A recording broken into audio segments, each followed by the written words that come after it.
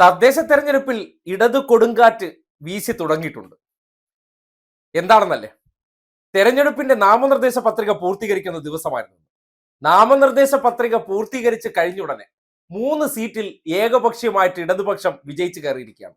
അപ്പോ കേരളത്തിലെ തദ്ദേശ സ്വയംഭരണ വാർഡുകളിലേക്കുള്ള പോരാട്ടങ്ങളിൽ 3-0 അടിച്ച് ഇടതുപക്ഷത്തിന്റെ മുന്നേറ്റം തുടങ്ങിയിരിക്കുകയാണ്. അതായത് ആന്തൂരിലെ 2 വാർഡുകളിലേക്കാണ് ഇപ്പോ ഏകപക്ഷീയമായിട്ട് തിരഞ്ഞെടുത്തിട്ടുള്ളത്. അതായത് കണ്ണൂരിലെ ആന്തൂർ പഞ്ചായത്തിലേക്ക്, ആന്തൂർ മുനിസിപ്പാലിറ്റിയിലേക്കുള്ള 2 ഡിവിഷനുകളിലേക്കാണ് ഇപ്പോ എതിരില്ലാതെ CPM-ന്റെ 2 സ്ഥാനാർത്ഥികൾ വിജയിച്ചിരിക്കുന്നത്. അതായത് ആന്തൂരിലെ 2ാം ഡിവിഷനായിട്ടുള്ള മൊറാഴിയിലും 19ാം ഡിവിഷനായിട്ടുള്ള പൊടിക്കുഴിയിലുമാണ് ഏകപക്ഷീയമായിട്ടുള്ള വിജയം.